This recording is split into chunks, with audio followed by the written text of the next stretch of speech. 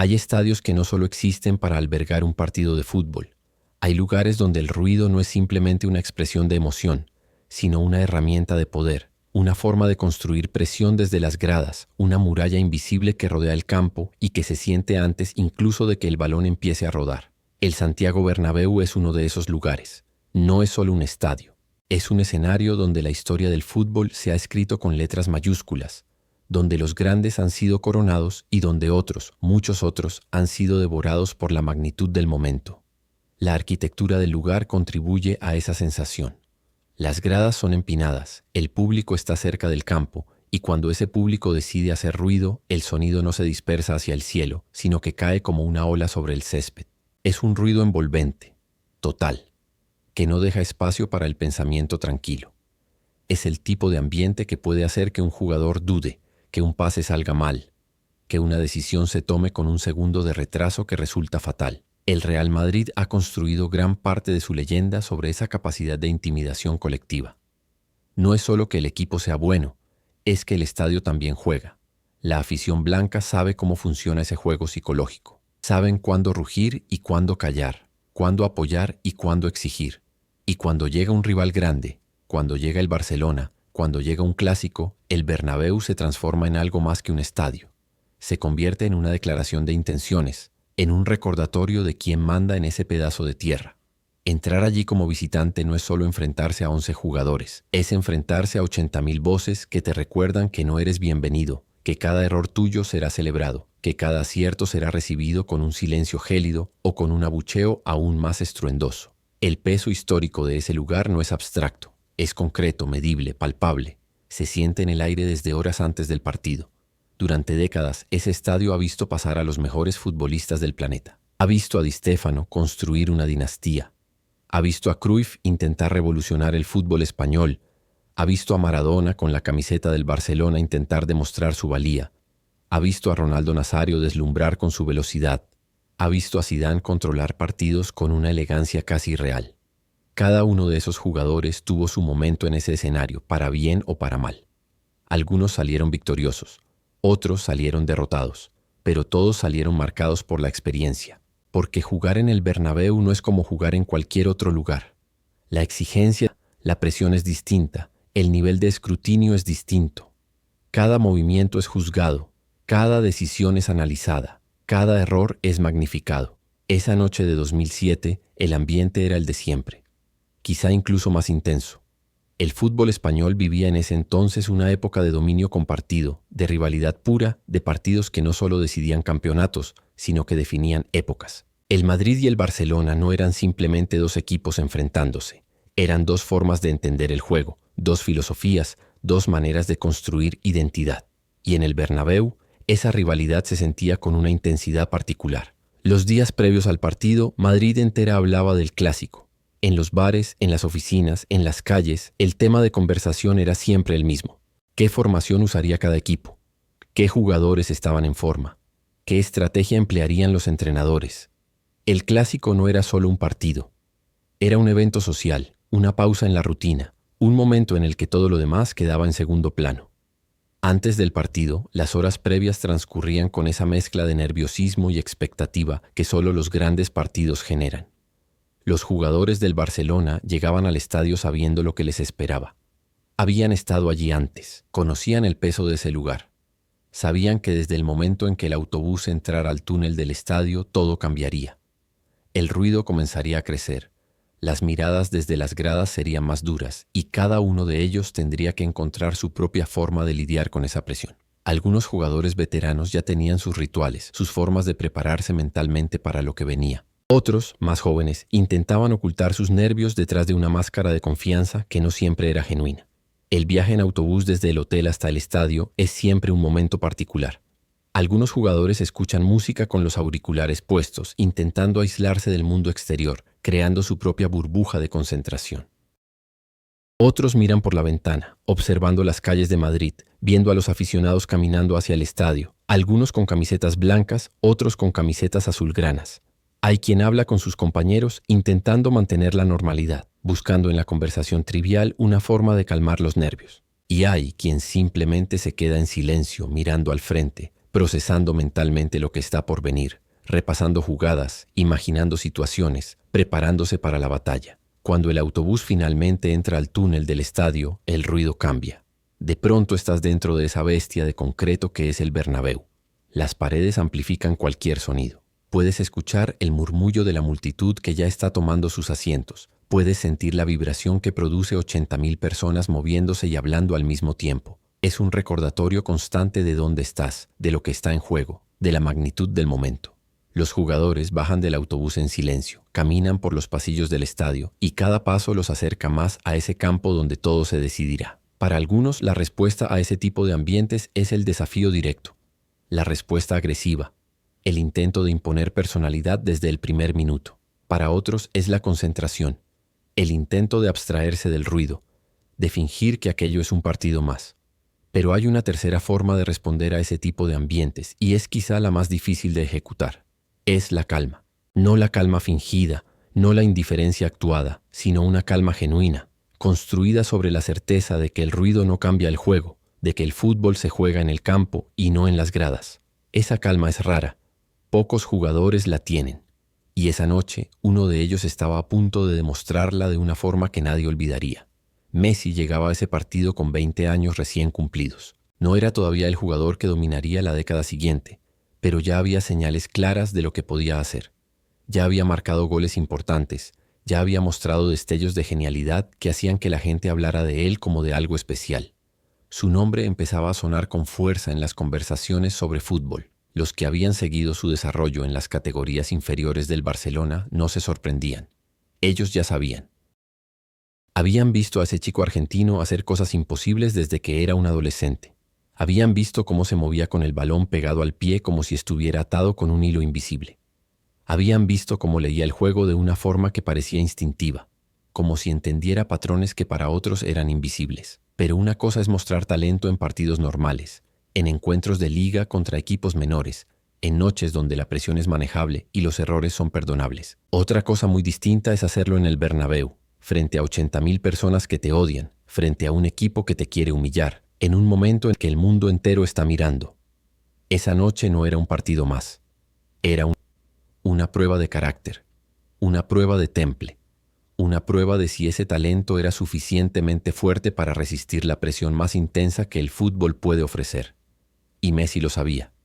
No porque alguien se lo hubiera dicho, sino porque lo sentía, porque entendía, con esa inteligencia futbolística que pocos poseen, que aquella noche podía definir cómo el mundo lo vería de ahí en adelante. Antes de que comenzara el encuentro, mientras los jugadores esperaban en el túnel, se podía sentir la diferencia entre ambos equipos. El Madrid salía con la confianza de quien juega en casa, con la seguridad de quien sabe que tiene a toda una ciudad detrás. Sus jugadores hablaban entre ellos, se daban palmadas en la espalda, mantenían ese tono de voz elevado que indica confianza. El Barcelona salía más callado, más concentrado, con esa tensión que se genera cuando sabes que estás en territorio hostil. No era miedo, pero sí era conciencia. Conciencia de que cada detalle importaría, de que cada error sería castigado, de que no habría margen para la complacencia. Messi no hablaba mucho en esos momentos. Nunca lo hacía. No era de los que necesitaban llenar el silencio con palabras motivacionales o frases hechas. Su preparación era más interna, más silenciosa. Pero su mirada, incluso entonces, tenía algo diferente. No era una mirada nerviosa, no era una mirada desafiante. Era una mirada que observaba, que medía, que esperaba. Miraba hacia el túnel que llevaba al campo, podía escuchar el rugido de la multitud que esperaba y en sus ojos no había miedo. Había algo más. Había una especie de curiosidad tranquila, como si estuviera ansioso por salir y ver qué pasaría, confiado en que podría manejar lo que viniera. ¿Te gustan estas historias del fútbol contadas con calma y profundidad, donde lo importante no es solo el resultado, sino todo lo que sucede alrededor? Suscríbete al canal y deja un like. Así podrás seguir acompañándonos en estos relatos que buscan entender el juego más allá de los 90 minutos, más allá de los titulares, más allá del ruido inmediato, porque el fútbol es mucho más que lo que aparece en los resúmenes de goles. Es atmósfera, es tensión, es el peso de la historia confrontándose con el talento del presente. Cuando los equipos finalmente salieron al campo, el ruido alcanzó un nivel ensordecedor. El himno de la Champions League sonaba por los altavoces, pero apenas se escuchaba por encima del rugido de la multitud. Los jugadores se formaron para el saludo protocolar, estrechando manos rápidamente, mirándose a los ojos con esa mezcla de respeto y rivalidad que define los grandes encuentros. Algunos intercambiaron palabras, otros solo asintieron. Messi pasó frente a los jugadores del Madrid con la misma expresión serena de siempre. Algunos lo conocían de enfrentamientos anteriores, otros solo por reputación. Pero todos lo miraban, porque en el fútbol los jugadores saben, pueden sentir cuando alguien es especial. Y aunque Messi todavía no era la leyenda en la que se convertiría, ya había algo en él que llamaba la atención. Cuando el árbitro pitó el inicio del partido, el Bernabéu explotó. El rugido fue ensordecedor, como siempre. Los jugadores del Madrid salieron con intensidad, presionando alto, intentando aprovechar esos primeros minutos en los que el rival todavía está adaptándose al ambiente, buscando su ritmo, tratando de encontrar el balón y la calma. El Barcelona respondió con paciencia.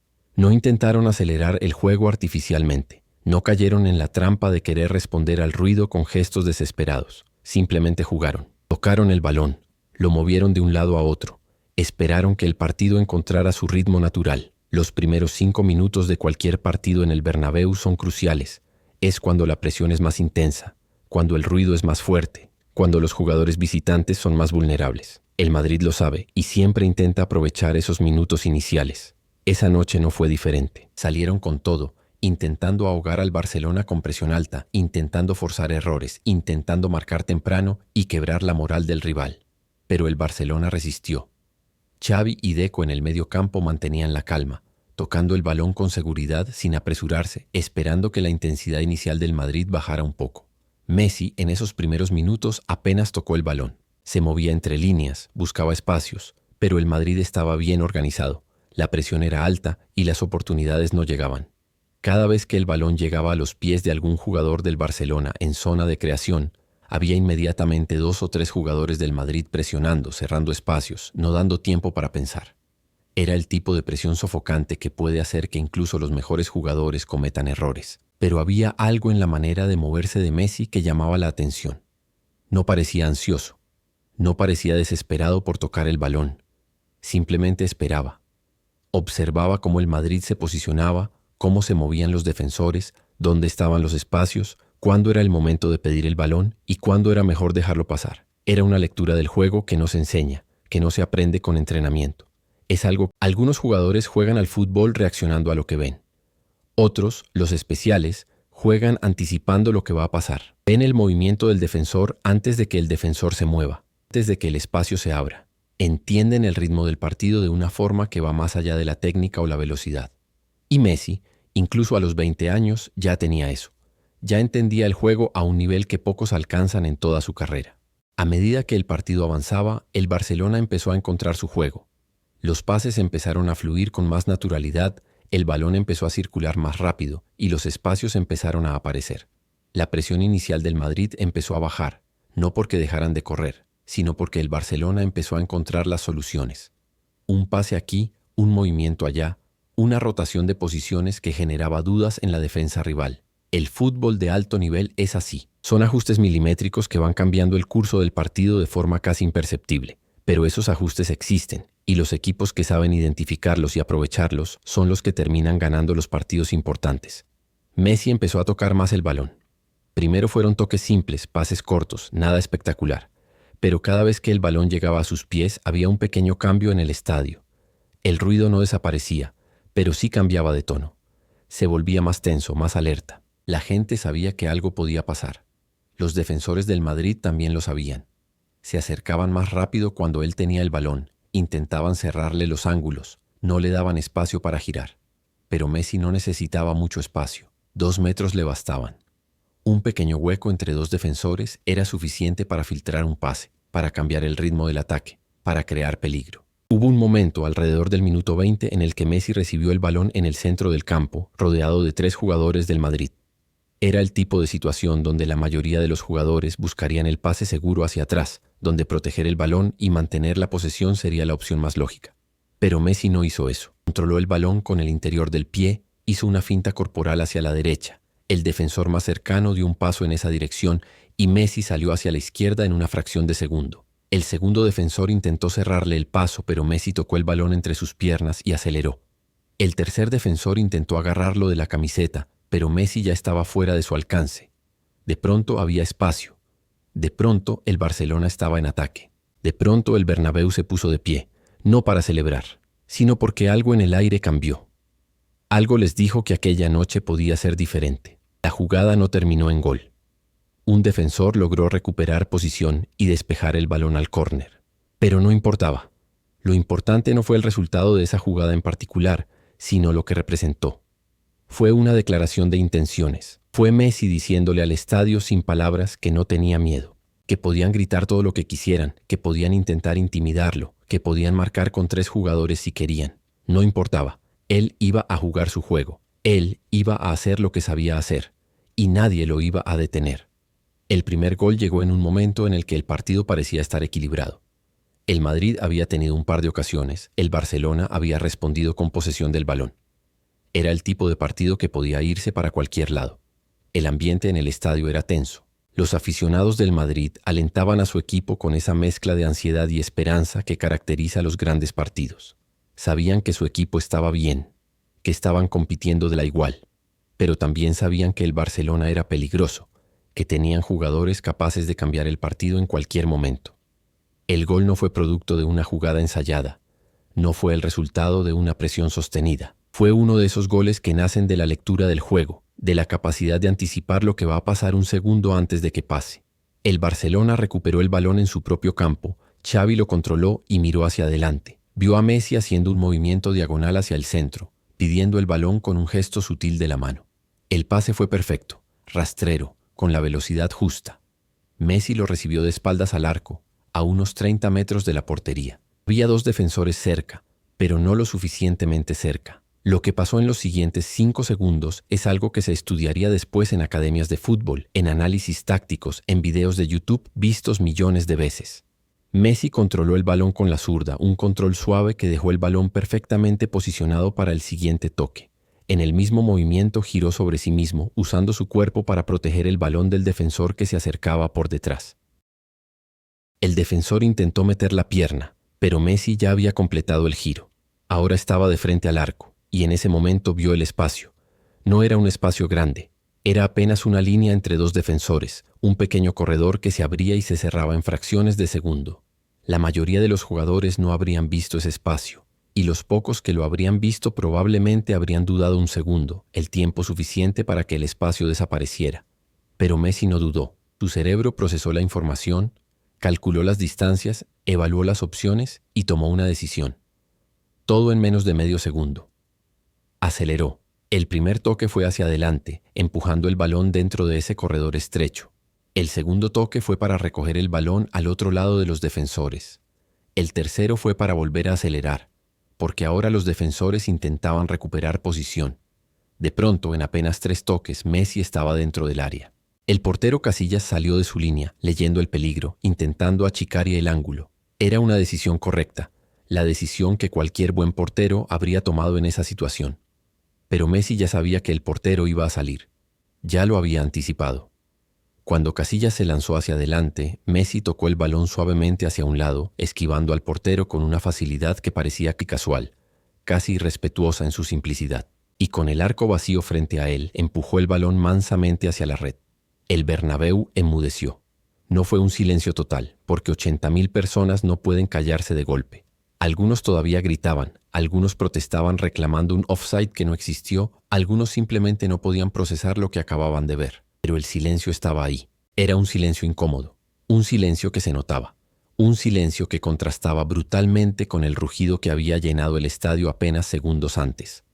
Los gritos de celebración de los jugadores del Barcelona se escuchaban con claridad, algo que casi nunca pasa en ese estadio. Sus voces atravesaban el aire sin obstáculos, sin ser ahogadas por el ruido de la multitud, porque la multitud no estaba haciendo ruido.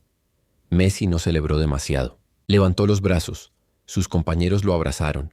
Ronaldinho llegó corriendo y lo levantó del suelo con una sonrisa enorme en la cara. Pero no hubo gestos exagerados.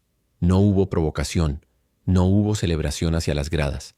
Simplemente corrió de vuelta al centro del campo, como si aquello fuera lo más natural del mundo, como si marcar en el Bernabéu fuera algo que hiciera todos los días.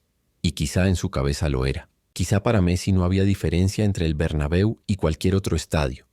El arco era el mismo, el balón era el mismo, el juego era el mismo. El ruido era solo ruido, y el ruido no marcaba goles.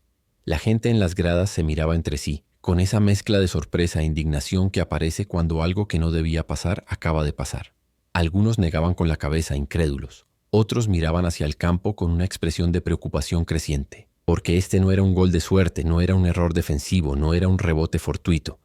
Había sido un gol de clase pura, de talento individual, del tipo que no se puede defender porque depende de que un jugador vea algo que otros no ven y ejecute algo que otros no pueden ejecutar.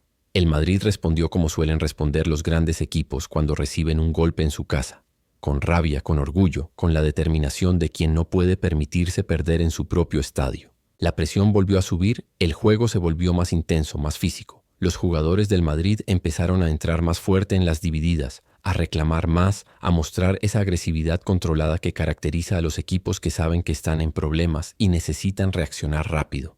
El Barcelona tuvo que retroceder un poco, tuvo que defenderse, tuvo que aguantar esos minutos en los que el Madrid volvió a lanzarse hacia adelante con todo, pero aguantaron. Puyol y Márquez en el centro de la defensa mantuvieron la línea firme, anticipando centros, ganando duelos aéreos, organizando a sus compañeros. En el medio campo, Xavi y Deco corrían incansablemente, ayudando en defensa, intentando mantener algo de posesión cuando era posible. Y adelante, Messi seguía ahí. Ahora el Madrid lo marcaba aún más cerca. Ya no le daban ningún espacio. En cuanto recibía el balón, había 2 jugadores sobre él. A veces 3, pero eso significaba que otros jugadores del Barcelona tenían más espacio. Y en esa resistencia, en esa capacidad de no desmoronarse bajo la presión, se empezó a construir algo más grande que un simple resultado. Se empezó a construir una declaración de carácter. Los minutos pasaban y el Barcelona aguantaba. Hubo algunas ocasiones del Madrid, algún tiro que salió desviado, algún centro que Valdés atrapó con seguridad. Pero el empate no llegaba. Y con cada minuto que pasaba, el nerviosismo en las gradas crecía, porque en el fútbol el tiempo es un factor psicológico enorme. Cuando vas perdiendo en casa, cada minuto que pasa sin que logres empatar es un minuto que pesa, que aumenta la presión, que hace que las dudas empiecen a aparecer. Los jugadores empiezan a tomar decisiones más apresuradas, a intentar cosas que normalmente no intentarían, a perder esa calma que es esencial para ejecutar bien el juego. Messi, mientras tanto, seguía ahí. No estaba siempre en el balón, no estaba siempre en el centro de la acción, pero cada vez que el Barcelona recuperaba la pelota, cada vez que necesitaban salir jugando desde atrás, cada vez que querían calmar el juego, ahí estaba él, pidiendo el balón en lugares difíciles, controlándolo con esa facilidad que parecía insultante, esperando el momento justo para hacer daño. Los defensores del Madrid empezaron a mostrar signos de frustración. Lo marcaban más duro, lo agarraban de la camiseta, intentaban intimidarlo con entradas fuertes. Pero Messi no respondía. Se levantaba, seguía jugando, no decía nada. No había protestas, no había gestos de queja hacia el árbitro, no había teatro. Su respuesta no venía en forma de palabras ni de gestos. Venía en forma de fútbol. Si estás escuchando esto desde cualquier lugar del mundo, desde Argentina, desde España, desde México, desde Colombia, desde cualquier rincón donde se ame el fútbol, deja un comentario diciendo desde dónde nos sigues. Porque noches como esta, momentos como estos, se recuerdan igual en todas partes. El fútbol tiene esa capacidad única de crear memorias compartidas, de convertir un partido en algo que trasciende fronteras y generaciones. Una persona en Buenos Aires recuerda esta noche exactamente igual que alguien en Barcelona o en la Ciudad de México. El idioma puede cambiar, la zona horaria puede ser diferente, pero la emoción es universal. El segundo gol llegó poco después del inicio de la segunda parte. El Barcelona había salido del vestuario con la misma actitud tranquila del primer tiempo. No intentaron proteger el resultado, no se metieron atrás a defender. Siguieron jugando su juego, tocando el balón, buscando espacios. El Madrid, por su parte, salió aún más decidido, más agresivo. Necesitaban el empate y lo necesitaban rápido. El estadio los empujaba hacia adelante. La afición gritaba cada ataque. Cada aproximación al área del Barcelona era recibida con un rugido de expectativa. Pero en el fútbol, a veces la desesperación por atacar deja espacios atrás. Y el Barcelona tenía jugadores que sabían aprovechar esos espacios. Tenían a Iniesta con su capacidad para encontrar pases imposibles. Tenían a Eto'o con su velocidad. Tenían a Ronaldinho todavía en una forma aceptable. Y tenían a Messi. El segundo gol fue diferente al primero. Si el primero había sido producto de la lectura y la inteligencia, el segundo fue puro talento individual. la manifestación física de algo que no se puede entrenar, que no se puede enseñar, que simplemente existe en algunos elegidos. Messi recibió el balón en una posición similar a la del primer gol, de espaldas al arco, con defensores cerca. Pero esta vez, en lugar de buscar el espacio entre ellos, en lugar de intentar la jugada colectiva, decidió atravesarlos. Fue una decisión tomada en una fracción de segundo, basada en algo que vio, o quizá en algo que sintió. Controló el balón con la zurda, ese pie izquierdo que parecía tener imanes, que parecía poder hacer que el balón obedeciera cualquier orden. Hizo una finta hacia la izquierda, apenas un movimiento del cuerpo, un cambio en el peso de su postura. El defensor más cercano picó, dio un paso en esa dirección, comprometiendo su peso, y Messi salió hacia la derecha. El balón quedó pegado a su pie mientras aceleraba. Otro defensor se le echó encima, intentando usar su cuerpo para detener el avance, pero Messi no necesitaba mucho espacio para maniobrar. Con otro toque cambió la dirección, dejando al segundo defensor detrás. Un tercer defensor, viendo que los dos primeros habían sido superados, tomó la decisión de barrerse. Fue una entrada desesperada, el tipo de jugada que haces cuando sabes que si no detienes al atacante ahí, las consecuencias pueden ser devastadoras. La pierna del defensor se extendió buscando el balón, o quizá buscando cualquier parte de Messi que pudiera detener su avance. Messi saltó. Fue un salto pequeño, apenas un levantamiento de las piernas, pero fue suficiente. La pierna extendida del defensor pasó por debajo de él, y Messi aterrizó al otro lado sin perder el control del balón, sin romper su ritmo. Era el tipo de movimiento que solo los grandes pueden ejecutar, que requiere no solo habilidad técnica, sino también una conciencia espacial extraordinaria. La capacidad de saber exactamente dónde está cada parte de tu cuerpo en relación con el balón y con los defensores que te rodean. Y de pronto, otra vez estaba solo frente al portero. Casillas volvió a salir, volvió a intentar achicar el ángulo. Pero esta vez Messi no lo esquivó. No necesitaba esquivarlo. Simplemente definió con la derecha, su pierna menos hábil, pero en ese momento no importaba. La precisión con la que golpeó el balón fue quirúrgica. No fue un disparo potente, no fue un golpe violento. Fue un toque medido, calculado, que envió el balón pegado al poste, en ese lugar donde los porteros no pueden llegar, donde la física simplemente no permite que una mano humana alcance a tiempo. El balón entró rozando el palo y el Bernabéu volvió a enmudecer. Ahora el silencio fue más profundo. Ya no era solo sorpresa, era incredulidad. Era la sensación de estar viendo algo que no debería estar pasando, algo que desafiaba el orden natural de las cosas. El Bernabéu es un estadio donde los visitantes sufren, donde los grandes jugadores son neutralizados, donde el peso de la historia y del ambiente termina imponiéndose. Esa es la ley no escrita de ese lugar. Haz lo que hagas, por más talento que tengas, el Bernabéu termina ganando. Pero esa noche, nada de eso estaba pasando. Ese chico de 20 años, callado, casi invisible cuando no tenía el balón, estaba desmantelando a uno de los equipos más grandes del mundo en su propia casa. Y lo estaba haciendo con una calma que resultaba casi ofensiva, con una serenidad que parecía decir que todo aquello no era gran cosa, que marcar 2 goles en el Bernabéu era tan normal como respirar. Los jugadores del Barcelona corrieron a abrazarlo, pero esta vez la celebración tuvo un tono diferente. Había alegría, sí, pero también había algo más. Había una especie de asombro compartido, como si incluso sus propios compañeros estuvieran empezando a darse cuenta de que aquella noche estaban siendo testigos de algo especial. Ronaldinho lo abrazó y le dijo algo al oído, palabras que nunca se sabrán, pero que probablemente fueron algún tipo de reconocimiento, alguna forma de pasar la antorcha de manera simbólica. Porque Ronaldinho había sido el mejor jugador del mundo apenas unos años antes. Había sido él quien había silenciado al Bernabéu con su talento. Pero ahora había alguien más, alguien que quizás sería incluso mejor. El estadio entero parecía estar en shock. Los aficionados del Madrid no sabían cómo reaccionar. Algunos seguían intentando alentar a su equipo, gritando consignas, agitando bufandas, intentando mantener viva la llama de la esperanza. Otros simplemente se quedaban en silencio, sentados en sus asientos, mirando el campo con expresión incrédula. Había quien empezaba a calcular mentalmente las posibilidades. 2 goles abajo, todavía quedaba mucho tiempo, el Madrid podía remontar. Pero había algo en el ambiente que sugería que aquella noche no sería una remontada. Había algo en la manera en que Messi se movía, en la confianza que el Barcelona mostraba, en el lenguaje corporal de los jugadores del Madrid que sugería que el partido ya estaba decidido. El Madrid intentó reaccionar. Hicieron cambios, ajustaron su sistema, subieron más gente al ataque. Los entrenadores gritaban instrucciones desde el banquillo, intentando reorganizar a su equipo, intentando encontrar alguna fórmula que pudiera detener a ese pequeño argentino que estaba destrozando todos sus planes. Pero cada vez que lo hacían, cada vez que subían más jugadores al ataque dejando espacios atrás, el Barcelona los castigaba.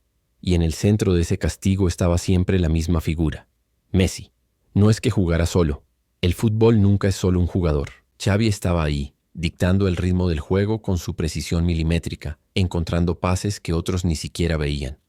Iniesta estaba ahí, con esa capacidad única para moverse entre líneas, para aparecer en espacios imposibles. Eto'o estaba ahí, corriendo detrás de cada balón, generando espacios con sus movimientos.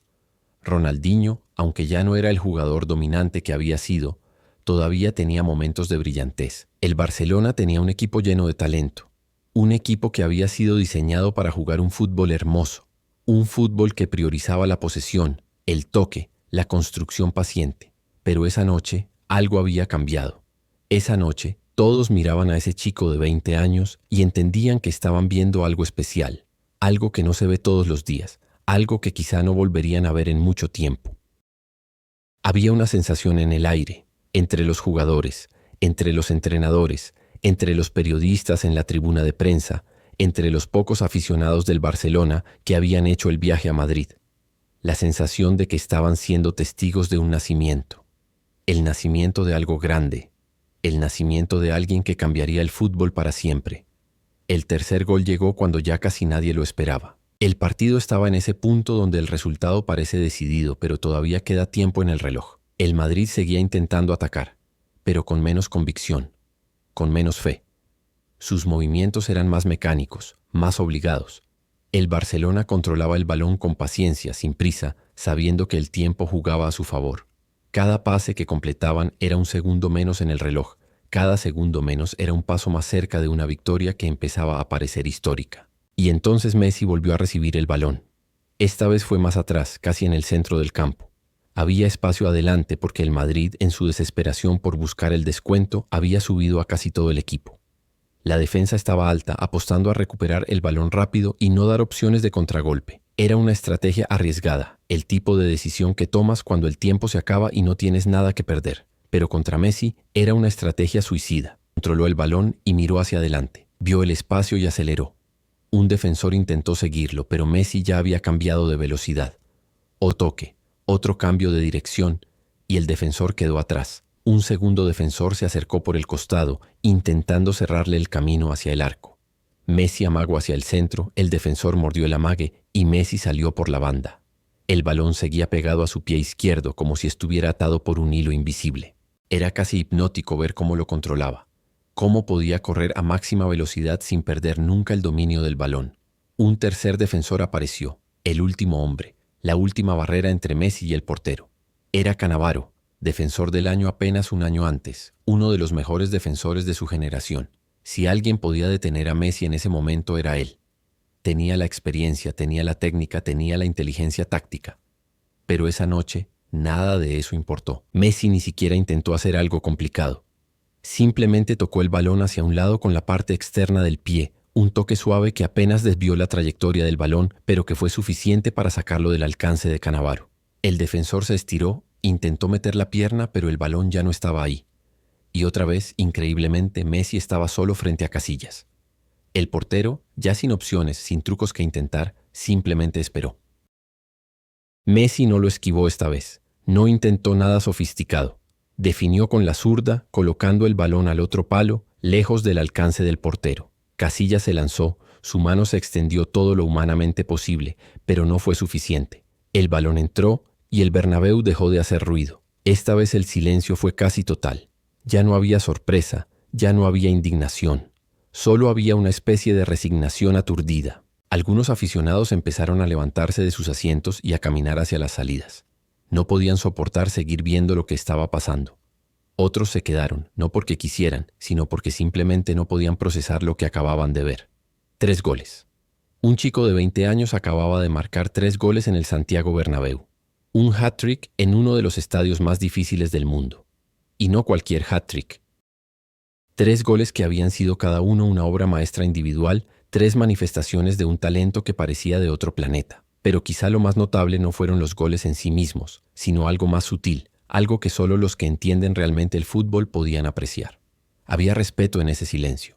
Respeto a regañadientes, respeto incómodo, respeto que dolía dar, pero respeto al fin. Porque incluso en la derrota, incluso en la humillación de perder 3-0 en tu propia casa contra tu máximo rival, hay momentos en los que no puedes evitar reconocer que estás viendo algo extraordinario. Y algunos aficionados del Madrid, no muchos, pero algunos, empezaron a aplaudir. Era un aplauso extraño, casi contradictorio. Aplaudían mientras su equipo estaba siendo demolido, mientras su estadio estaba siendo silenciado, mientras su orgullo estaba siendo pisoteado. Pero aplaudían porque en el fútbol, en el verdadero fútbol, existe algo que va más allá de los colores de la camiseta. Existe el reconocimiento de la grandeza pura, del talento absoluto, de esos momentos que trascienden la rivalidad y se convierten en arte. Y eso era lo que Messi había hecho esa noche. Había convertido un partido de fútbol en algo más. Lo había convertido en una obra de arte. Los últimos minutos del partido transcurrieron en una atmósfera extraña, casi surrealista. El Madrid seguía intentando atacar, pero sin convicción real, sin creer realmente que pudieran cambiar el resultado. Era más un acto de orgullo que una estrategia real. El Barcelona controlaba el balón sin urgencia, sin necesidad de humillar más de lo necesario. Simplemente tocaban el balón de un lado a otro, esperando que el reloj llegara a 90 minutos, saboreando una victoria que sabían que sería recordada durante mucho tiempo. Messi seguía jugando, pero con menos intensidad, como si entendiera que el punto ya estaba hecho, que la declaración ya había sido emitida, que no hacía falta añadir nada más. Algunos de sus compañeros intentaron que tocara más el balón, que buscara el cuarto gol, pero Messi no parecía interesado. No era arrogancia, no era falta de ambición. Era simplemente que para él el fútbol no era sobre humillar rivales o acumular números. Era sobre jugar, sobre competir, sobre hacer lo que sabía hacer mejor que nadie. Y esa noche ya lo había hecho. No necesitaba más. Cuando el árbitro finalmente pitó el final, la sensación en el estadio era casi onírica. El Bernabéu, ese lugar donde tantos grandes jugadores habían sido intimidados, donde tantos equipos visitantes habían sido aplastados por el peso del ambiente, acababa de ser silenciado por un chico de 20 años que apenas había dicho una palabra en toda la noche. Los jugadores del Barcelona celebraron, pero no con la exuberancia que podría esperarse después de ganar 3-0 en el Bernabéu. Era una celebración más contenida, más consciente del momento histórico que acababan de vivir. Messi caminó hacia el centro del campo, donde algunos de sus compañeros lo esperaban para abrazarlo. Ronaldinho llegó primero, levantándolo del suelo en un abrazo que parecía más un reconocimiento que una celebración. Xavi e Iniesta lo rodearon, dándole palmadas en la espalda, diciéndole palabras que solo ellos escucharon. Puyol, el capitán, vino desde atrás y lo abrazó con esa fuerza bruta que caracterizaba su juego, pero en sus ojos había algo más que alegría. Había orgullo, pero también había una especie de asombro, como si incluso él, que había visto a Messi crecer en el Barcelona, no pudiera creer del todo lo que acababa de presenciar. Las cámaras captaron algo que se volvería icónico. Mientras Messi salía del campo, algunos aficionados del Madrid empezaron a aplaudir. No todos, quizá ni siquiera la mayoría, pero lo suficiente como para que se notara, como para que el sonido atravesara el silencio general del estadio. Era un aplauso lento, casi dubitativo, como si las manos que aplaudían no estuvieran del todo seguras de lo que estaban haciendo, pero estaba ahí. Era el tipo de aplauso que se le da a un rival cuando ese rival acaba de hacer algo tan extraordinario que ignorarlo sería más vergonzoso que reconocerlo. Messi no reaccionó a esos aplausos. No miró hacia las gradas. No levantó las manos en reconocimiento. No hizo ningún gesto. Siguió caminando hacia el vestuario con la misma expresión serena que había tenido durante todo el partido. Para él, aquello no era un momento de celebración desmedida. Era simplemente su trabajo. Era lo que él sabía hacer. Y el hecho de que lo hubiera hecho en el Bernabéu, frente a 80.000 personas que querían verlo fallar, no cambiaba nada. El fútbol, sin importar dónde se jugara. En los vestuarios, después del partido, la atmósfera era de euforia contenida. Los jugadores del Barcelona sabían lo que habían logrado. No era solo una victoria, no era solo 3 puntos. Era una declaración. Era la afirmación de que el Barcelona de esa época no le temía a nadie, que podían ir a cualquier estadio y jugar su fútbol, sin miedo, sin complejos. Y en el centro de esa declaración estaba Messi. Frank Rijkaard, el entrenador, lo felicitó con una sonrisa que decía más que cualquier palabra. Los otros jugadores lo rodeaban, algunos haciendo bromas, otros simplemente mirándolo con una mezcla de admiración y afecto. Pero Messi, incluso en ese momento de celebración, mantenía esa calma característica. No era indiferencia, no era falta de emoción. Era simplemente su manera de ser. Para él, el fútbol era algo serio, algo que requería concentración y dedicación, pero no era algo que se celebraba con gestos exagerados o declaraciones grandilocuentes. El fútbol se jugaba en el campo, y lo que pasaba en el campo hablaba por sí mismo.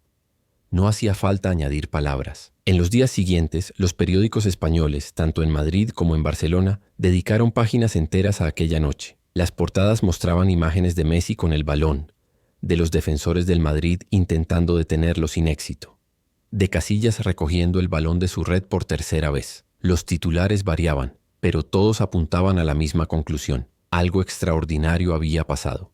Un jugador de 20 años había entrado en uno de los estadios más emblemáticos del mundo y había hecho algo que muy pocos habían logrado antes. Había silenciado al Bernabéu.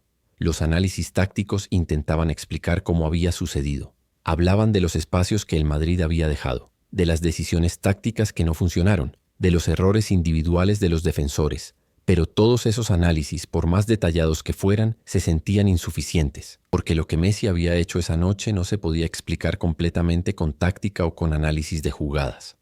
Era algo más profundo, era talento puro, intuición, esa capacidad casi mística que algunos jugadores tienen de ver el juego de una forma que otros no pueden ver. Los aficionados del lo celebraron como lo que era, una de las mejores actuaciones individuales en la historia de los clásicos. Algunos lo comparaban con el partido de Maradona contra Inglaterra en el Mundial de México. Otros con las mejores actuaciones de Cruyff o de Di Stéfano. Era el tipo de comparaciones que normalmente parecen exageradas, pero en este caso nadie protestaba, porque lo que Messi había hecho esa noche merecía estar en esa conversación. Los aficionados del Madrid, por su parte, tenían sentimientos más complejos. Estaba la frustración obvia de haber perdido, y no solo perdido, sino haber sido humillados en su propia casa. Estaba la rabia de haber visto a su equipo ser desmantelado por un solo jugador. Pero también había algo más. Había ese reconocimiento incómodo de que habían presenciado algo especial. Algunos lo admitían abiertamente, otros solo en conversaciones privadas, pero estaba ahí. La sensación de que a pesar de todo el dolor de la derrota, habían visto algo que podrían contar a sus nietos. Pero más allá del análisis técnico, más allá de los números y las estadísticas, más allá de las portadas de periódicos y los debates en programas deportivos, lo que quedó de aquella noche fue algo más profundo. Fue la confirmación de que Messi no era solo un talento más, no era solo otro jugador prometedor que podía o no cumplir su potencial. Era algo diferente. Era alguien que podía cambiar el curso de un partido con su sola presencia. Alguien que podía silenciar a 80.000 personas sin decir una palabra. Alguien que podía entrar en el escenario más hostil del fútbol mundial y jugar como si estuviera en su jardín. Lo que hace que aquella noche sea tan memorable no es solo lo que pasó en el campo, sino lo que representó. Porque el fútbol no es solo técnica y táctica, no es solo sistemas de juego y análisis estadístico, es también carácter. Es la capacidad de mantener la calma cuando todos a tu alrededor están gritando. Es la capacidad de confiar en tu habilidad cuando el mundo entero parece estar en tu contra. Es la capacidad de responder con fútbol cuando te responden con hostilidad. Y esa noche Messi demostró que tenía todo eso. No lo demostró con palabras, no lo demostró con gestos teatrales. Lo demostró de la forma más pura posible, jugando. Hay una diferencia entre dominar un partido y dominar un estadio. Muchos jugadores han tenido grandes actuaciones en el Bernabéu. La lista es larga y está llena de nombres legendarios. Puskás marcó goles memorables ahí. Cruyff orquestó victorias importantes. Ronaldinho había bailado en ese mismo césped apenas unos años antes. Muchos han marcado goles importantes. Muchos han brillado en momentos cruciales. Muchos han dejado su huella en ese escenario. Pero muy pocos han logrado lo que Messi logró aquella noche. No solo ganó el partido. No solo marcó 3 goles. No solo dio una lección de fútbol. Logró algo mucho más difícil. Algo casi imposible. Logró que un estadio entero, construido sobre la idea de la intimidación y el poder, construido para ser una fortaleza inexpugnable, se quedara sin respuestas. Logró que el ruido, esa herramienta que durante décadas había sido el arma más poderosa del Bernabéu, se convirtiera en silencio. Y ese silencio incómodo y pesado fue más elocuente que cualquier celebración, más significativo que cualquier palabra. Si quieres seguir reviviendo noches como esta, historias que marcaron la historia del fútbol contadas desde una mirada más profunda, más humana, más reflexiva, suscríbete al canal. Aquí seguiremos explorando esos momentos que van más allá del resultado, esos instantes en los que el fútbol se convierte en algo más grande que un simple juego, en los que un balón y 22 jugadores crean memorias que duran para siempre. Los años siguientes confirmarían lo que aquella noche sugirió.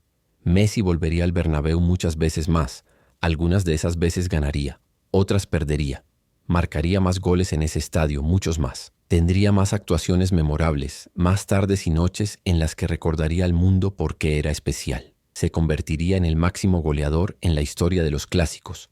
Superaría récord tras récord. Ganaría. El camino que empezó esa noche continuaría durante años, sumando capítulos a una historia que parecía no tener fin. Pero a la vez, aquella noche de 2007 tuvo algo especial que ninguna de las siguientes pudo replicar. Fue la noche de la revelación. Fue la noche en la que el mundo entero, no solo los que seguían el fútbol de cerca, no solo los que prestaban atención a las categorías inferiores del Barcelona, sino todo el mundo, entendió que no estaba viendo a otro gran jugador. Estaba viendo a alguien que podía redefinir lo que significa ser grande. Estaba viendo a alguien que podía entrar en el infierno y salir sin una quemadura. No porque fuera inmune al fuego, sino porque tenía algo más fuerte que el fuego. Tenía fútbol. Tenía talento. Tenía esa combinación imposible de habilidad técnica, inteligencia táctica, velocidad mental y calma emocional que aparece tal vez una vez en una generación, si es que aparece. El legado de aquella noche no se mide solo en los 3 goles, ni siquiera en el resultado final. No se mide en las estadísticas o en los récords que vendrían después. Se mide en lo que representó, en la forma en que Messi se convirtió en una referencia no solo de talento, sino de carácter, en la forma en que demostró, una y otra vez en los años siguientes, que la grandeza no necesita ser ruidosa para ser real, en la forma en que enseñó a toda una generación de futbolistas que el verdadero poder no está en gritar más fuerte que tu rival, sino en jugar mejor que él. En la forma en que mostró que el fútbol, en su expresión más pura, es un lenguaje que no necesita palabras. Aquella noche cambió algo en el fútbol español y quizá en el fútbol mundial. No fue un cambio inmediato, no fue algo que se pudiera señalar con precisión, pero algo cambió. La balanza de poder entre Madrid y Barcelona, que había estado oscilando durante años, empezó a inclinarse. El Barcelona, con Messi como su figura central, comenzó un periodo de dominación que duraría años. Ganarían Champions, ganarían ligas, establecerían récords que parecían imposibles. Y en el centro de todo eso estaría siempre esa figura callada, ese chico argentino que prefería dejar que su fútbol hablara por él. Pero más allá de los títulos y los trofeos, más allá de los récords y las estadísticas, lo que aquella noche demostró fue algo más fundamental sobre el fútbol y sobre la grandeza. Demostró que en un mundo obsesionado con el ruido, con los gestos, con las provocaciones y las celebraciones exageradas, todavía había espacio para la grandeza silenciosa, para el jugador que no necesita gritar porque sus pies hablan por él, para el talento que no necesita validación externa porque sabe, con una certeza profunda e inquebrantable, lo que puede hacer. El Bernabéu volvería a ser ruidoso en los años siguientes, volvería a intimidar a visitantes, volvería a ser esa fortaleza que había sido durante décadas, pero algo cambió aquella noche. Una grieta apareció en la armadura. La idea de que ese estadio era invencible, de que el ruido siempre ganaba, de que la intimidación era un arma infalible, se resquebrajó. Porque Messi había demostrado que hay algo más fuerte que el ruido. Hay algo más poderoso que la intimidación. Hay el fútbol puro, el talento sin filtros, la habilidad que no se puede gritar ni silenciar. Y aquella noche en el Bernabéu, cuando un chico de 20 años silenció a 80.000 personas con sus pies y nada más, cuando convirtió el rugido en silencio y la hostilidad en respeto a regañadientes, esa lección quedó grabada para siempre. No en los libros de historia, no en las estadísticas, sino en algo más profundo, en la memoria colectiva del fútbol, en esos recuerdos que se cuentan de generación en generación, en esas historias que empiezan con la frase «hubo una noche en que» y que nunca necesitan terminar porque el final es obvio para cualquiera que entienda lo que significa amar este deporte.